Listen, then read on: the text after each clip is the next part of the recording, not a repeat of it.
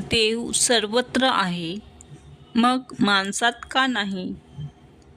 नमस्कार मित्रमैत्रिणींनो, मी विजया परब तुम्हा सर्वांचे मनपूर्वक स्वागत करते.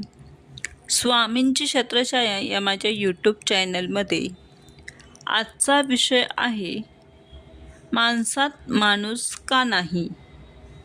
दगडात देव दिसतो, गाईत माता दिसते, कावळ्यात पूर्वज दिसतात, पण माणसात माणूस का दिसत नाही?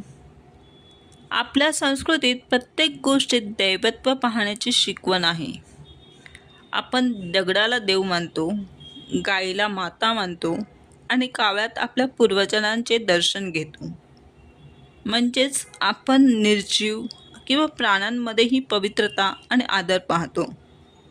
पण आश्चर्य म्हणजे समोर उभा असलेल्या जिवंत माणसांमध्ये माणुसकी पाहायला मात्र आपण कधी कधी विसरतो. श्री स्वामी समर्थांची शिकवण सांगते की खरी भक्ती फक्त पूजा, जप किंवा विधींमध्ये नसते. ती आपल्या वागण्यात, विचारांमध्ये आणि इतरांशी केलेल्या व्यवहारात दिसायला हवी.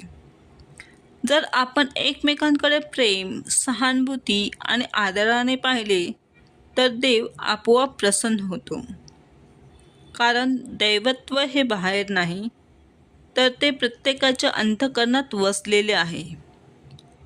ज्या दिवशी आपण जात, धर्म, अहंकार आणि स्वार्थ यांना बाजूला ठेवून समोरच्या व्यक्तीत माणुसकी पाहू, त्या दिवशी समाजात खरी शांती आणि आनंद निर्माण होईल.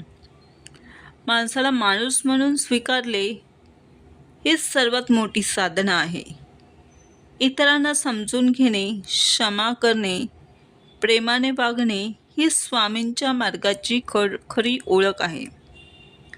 जर ही माहिती तुम्हाला आवडली असेल तर स्वामींची छत्रछाया या यूट्यूब चॅनलला सबस्क्राईब करा आणि तुमच्या मित्रपरिवारामध्ये जरूर शेअर करा.